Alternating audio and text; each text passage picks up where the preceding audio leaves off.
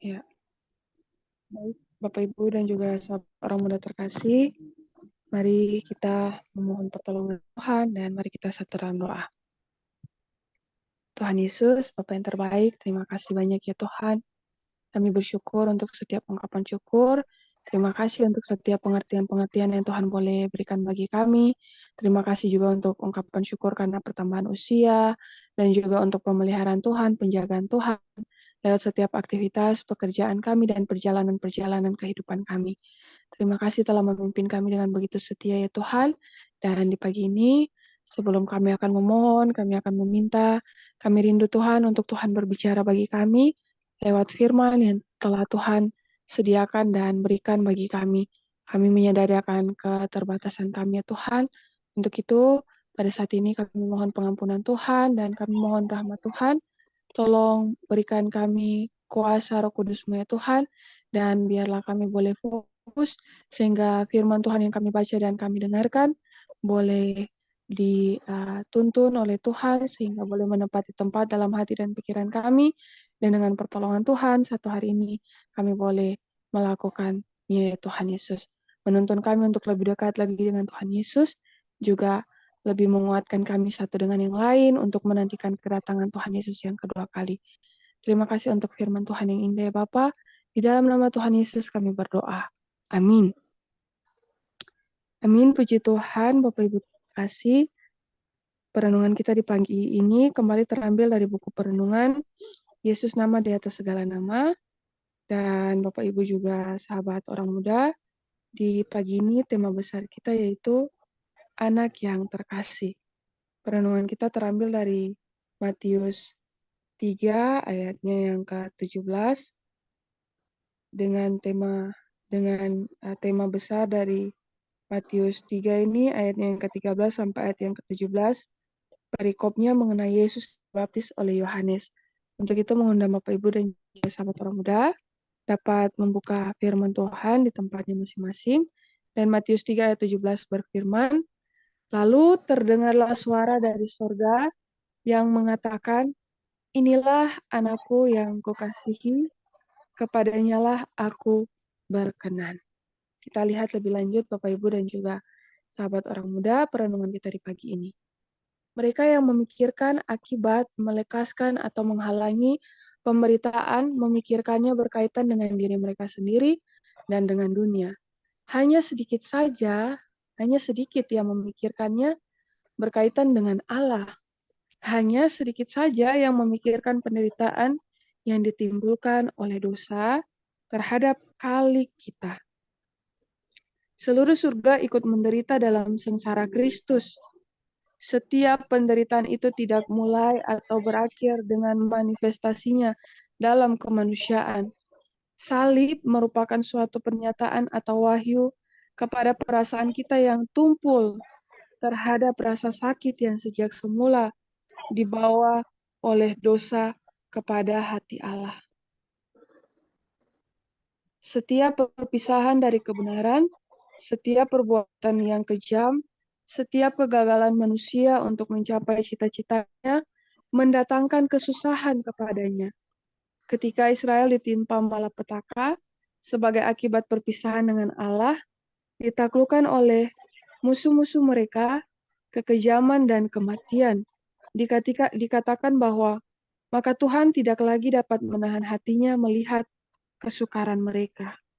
Ia menjadi juru selamat dalam segala kesesakan mereka.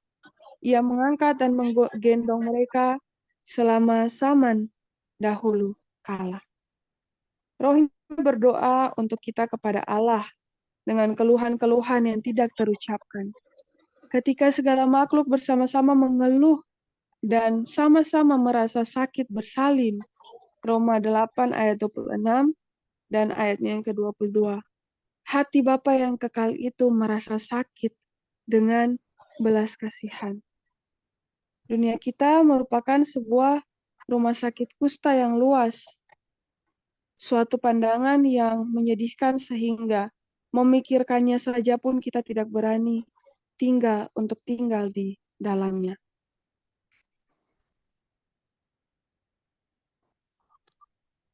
Oh, mohon maaf ada satu kalimat yang terlewat sebelum masuk di renungkan lebih dalam. Di sini dikatakan,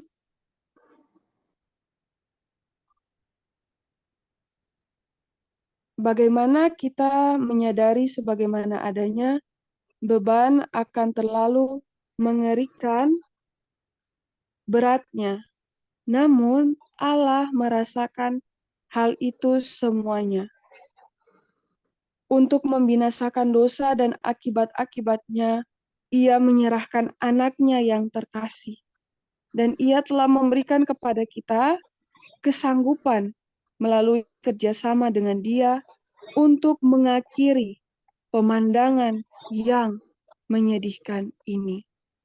Dan Injil Kerajaan ini akan diberitakan di seluruh dunia menjadi kesaksian bagi semua bangsa. Sesudah itu barulah tiba kesudahannya. Matius 24 ayatnya yang ke-14. Renungkan lebih dalam. Ketika Allah menerobos langit untuk menyatakan bahwa Yesus adalah anaknya yang terkasih, yang kepadanya dia berkenan, dia tahu apa yang menanti Yesus, kehidupan yang penuh penderitaan dan kematian. Seperti yang dicatat oleh Ellen White, di seluruh surga menderita bersama Yesus. Jika saya berada di surga pada saat Yesus menderita di bumi untuk menyelamatkan umat manusia yang jatuh dalam dosa, apa yang dapat saya katakan atau lakukan untuk menghibur Allah Bapa? Jadi, amin, puji Tuhan, Bapak Ibu dan juga sahabat orang muda, untuk perenungan kita di pagi ini. Izin bertanya, apa Bapak Ketua kondusif? Mungkin boleh membawakan perenungan, Bapak Ketua.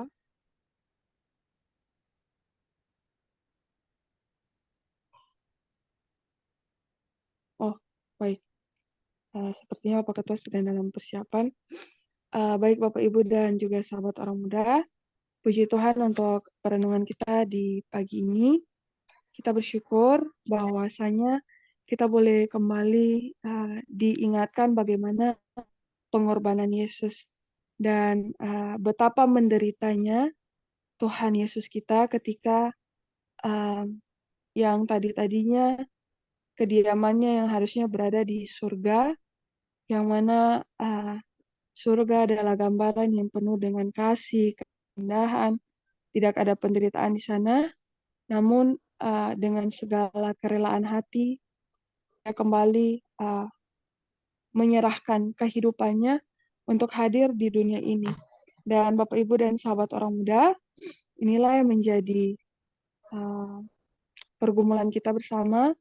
Terkadang ketika dalam peribadatan sekalipun, lebih banyak dari kita mungkin yang memikirkan beban-beban kehidupan kita, memikirkan penderitaan kita, tapi hanya sedikit dari kita yang memikirkan mengenai berkaitan dengan Allah. Jadi bagaimana perasaan Allah, apa yang sebenarnya Allah inginkan, dan terkadang kita hanya memikirkan mengenai kehidupan kita sendiri, dan memang ini alamiah kita yang berdosa akan selalu memikirkan diri sendiri.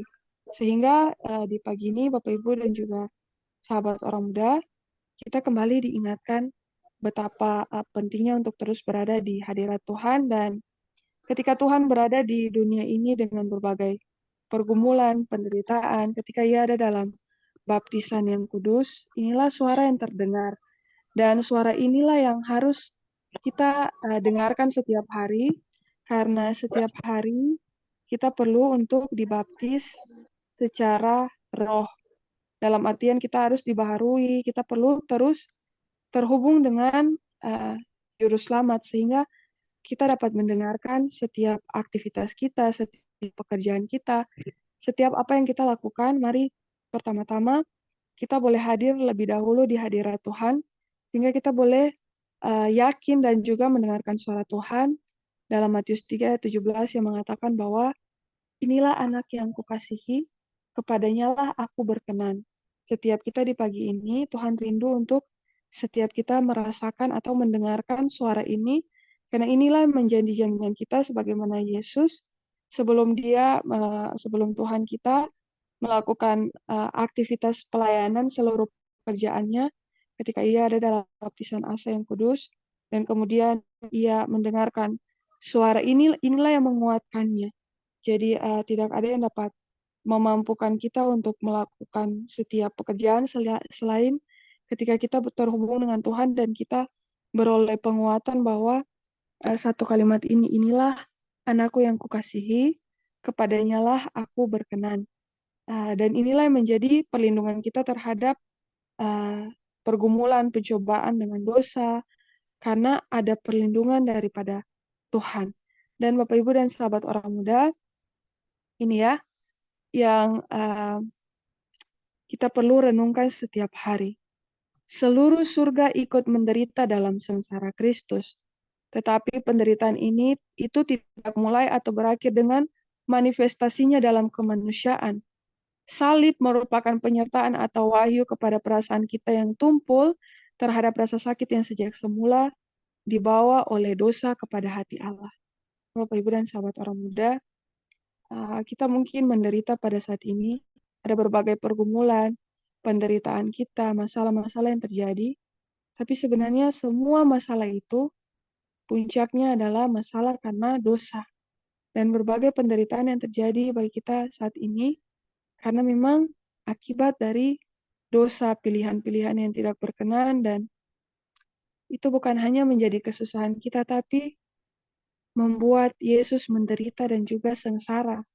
Jadi setelah manifestasi Tuhan hadir ke dunia ini, ia menjadi manusia, tidak cukup sampai saat ini saja, sampai saat itu saja.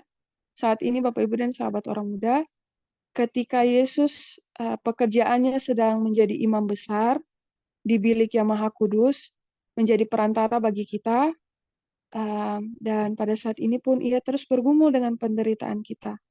Dia masih terus di surga sebagai manusia, imam besar, masih terus menyaksikan betapa rasa sakit akibat dosa yang merajalela di dunia yang sekarang ini, Bapak Ibu dan sahabat orang muda. Kita dipenuhi dengan berita-berita mengenai kejahatan-kejahatan yang terjadi.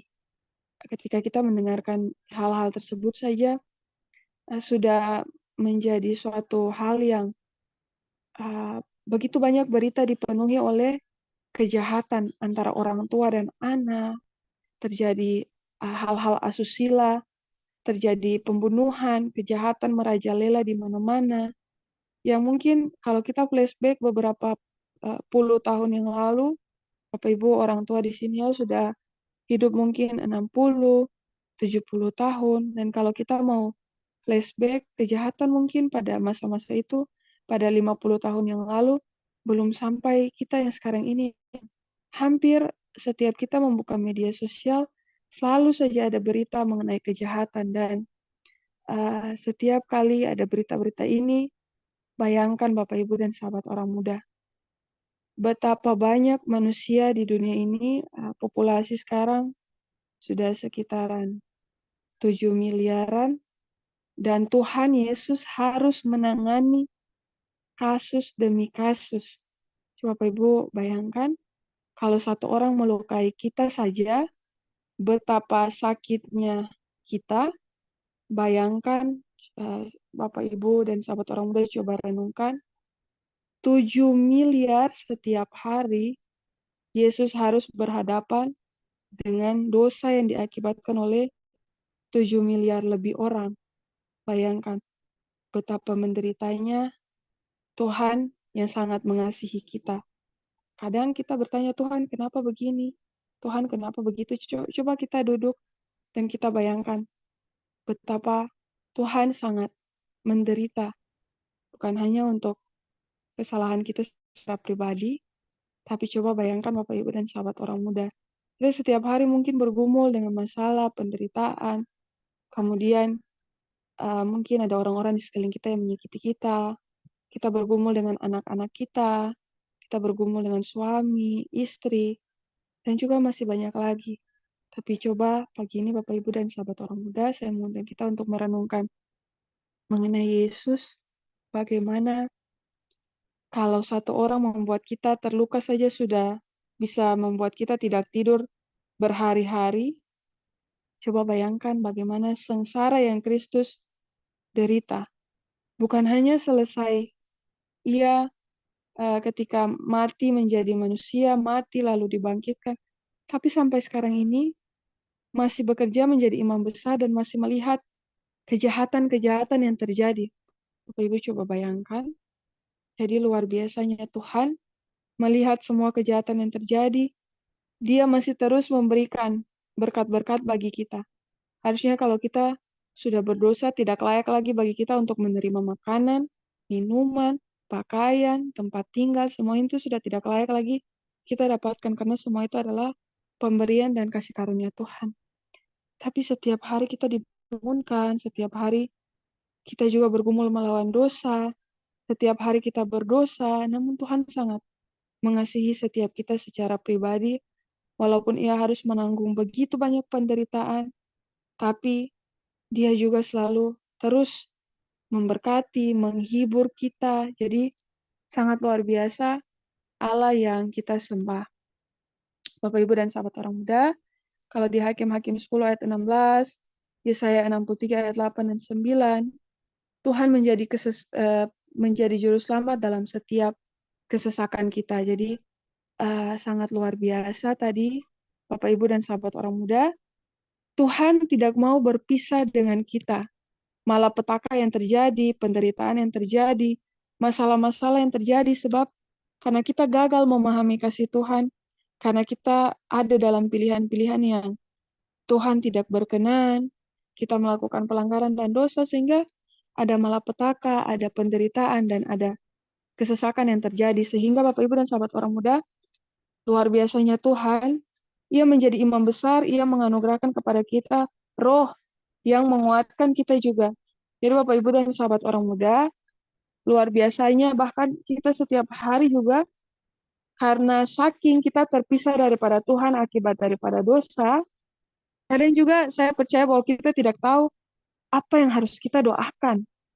Setiap hari bahkan kita tidak tahan berada di hadirat Tuhan.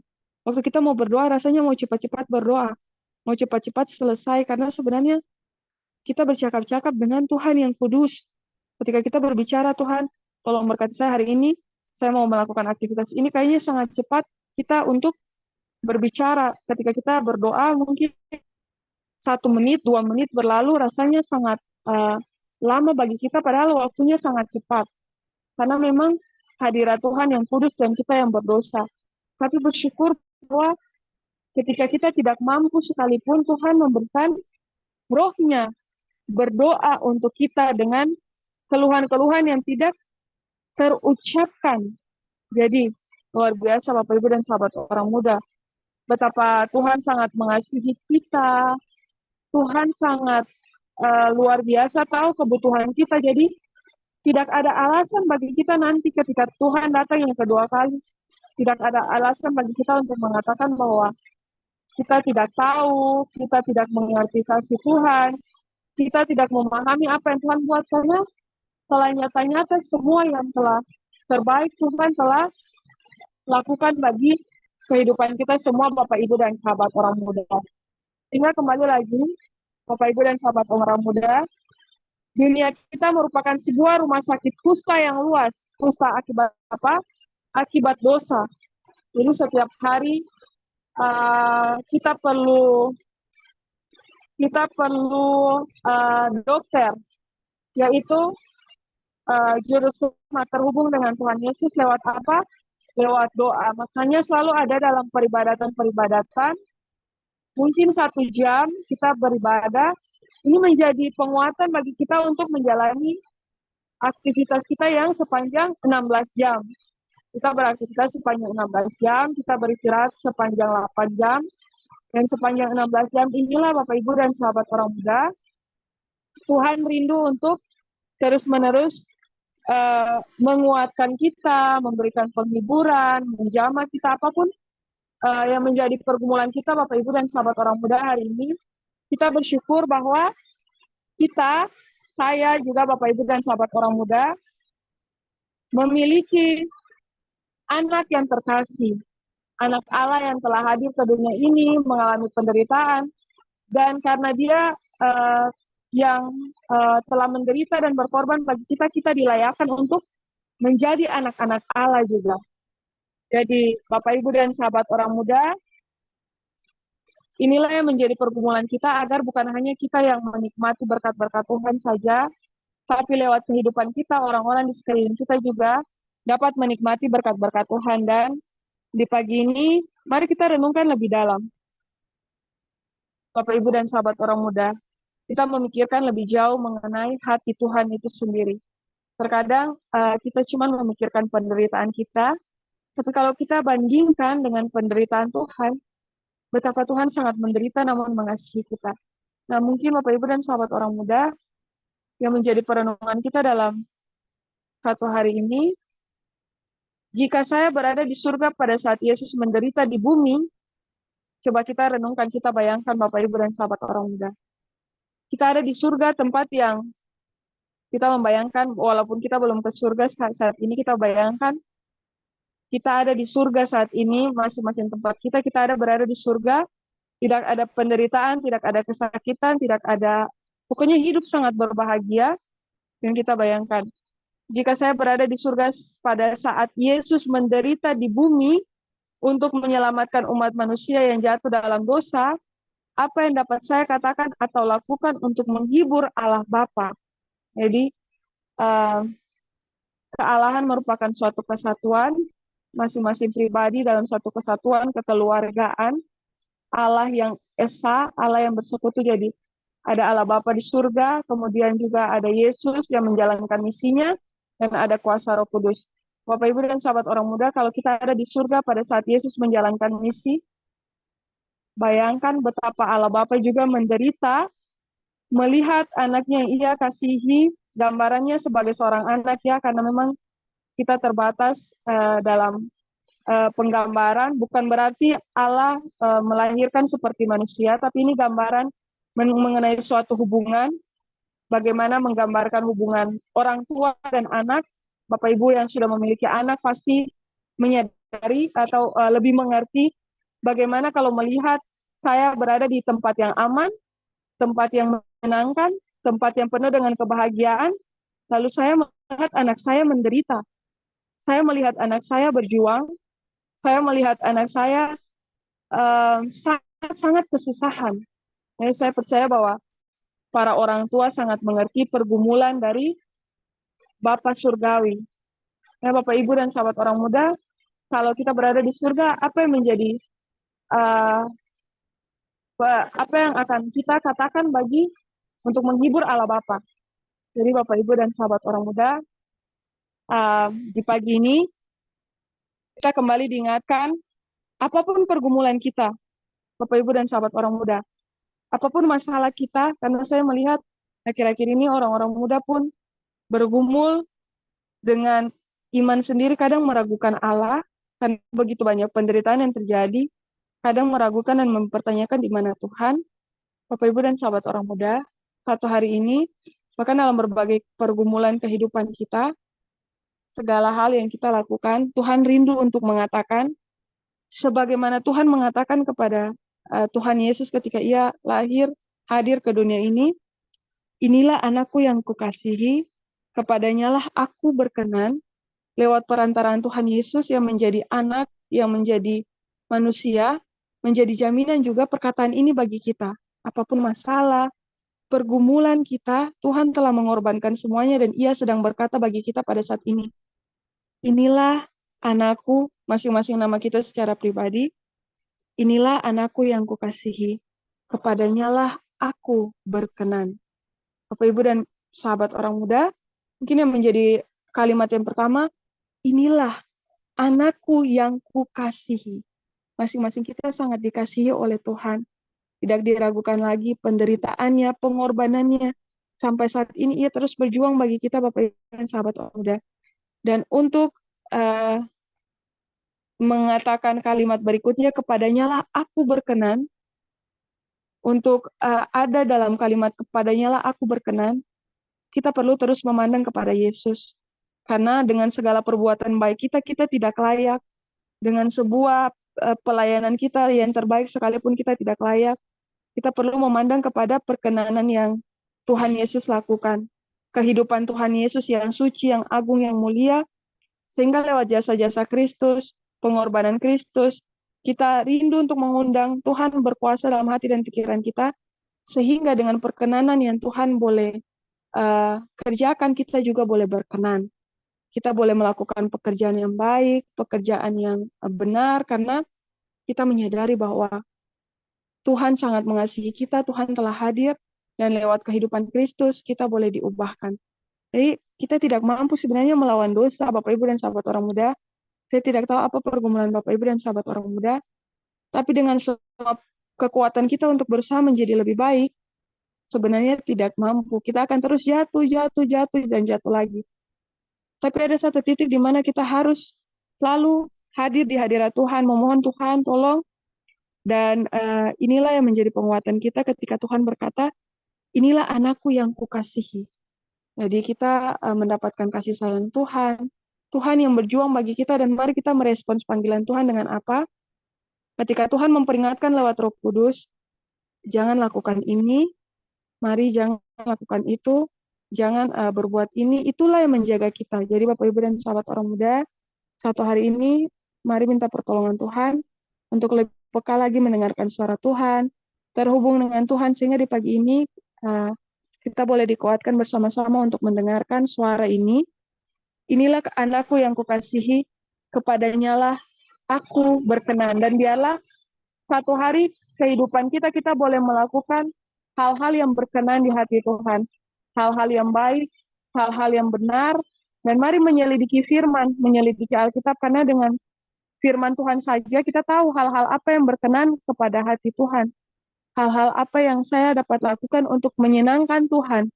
Hal-hal apa yang saya dapat kerjakan untuk membuat Tuhan bahagia. Karena dengan berada dalam kehendak Tuhan, kita pun juga berbahagia, Bapak Ibu dan sahabat orang muda. Jadi puji Tuhan untuk penguatan kita pada saat ini, di tengah-tengah dunia yang penuh dengan berdosa, rasa sakit, penderitaan, Bapak Ibu dan sahabat orang muda, inilah firman Tuhan yang menguatkan kita bersama. Bahwa kita semua dikasihi oleh Tuhan, dan Tuhan rindu untuk kehidupan kita berkenan. Jadi mari untuk mempersiapkan kita untuk kedatangan Tuhan Yesus yang kedua kali, Bapak Ibu dan sahabat orang muda, kiranya setiap hari kita boleh minta pertolongan Tuhan, Tuhan boleh membaptis kita di dalam roh, dan setiap hari kita boleh mendengarkan kata-kata ini. Karena setiap hari kita harus dibaharui, bahkan bukan setiap hari saja. Setiap detik, setiap menit, setiap jam, dalam segala aktivitas pekerjaan kita, mari kita minta dibaharui oleh kuasa Roh Kudus. Dan Tuhan menyediakan semua ini bagi kita semua. Inilah yang menjadi penguatan bagi kita semua di pagi ini, Bapak Ibu dan sahabat orang muda. Tuhan sangat mengasihi kita, dan sebagaimana Yesus adalah anak yang terkasih, kita juga adalah anak-anak yang dikasihi Tuhan. Kiranya dengan kasih Tuhan boleh menguatkan kita semua untuk menjalani satu hari pergumulan kita di hari ini, dan kiranya boleh menjadi penguatan bagi kita semua. Saya bawa perenungan firman Tuhan di pagi ini di dalam nama Tuhan Yesus. Tuhan Yesus kiranya memberkati kita semua. Amin. Amin, puji Tuhan. Bapak, Ibu, dan sahabat orang muda, mohon maaf di tempat saya ada hujan besar. Jadi mungkin kurang terlalu kedengaran ya suara Bapak Ibu pada saat ini.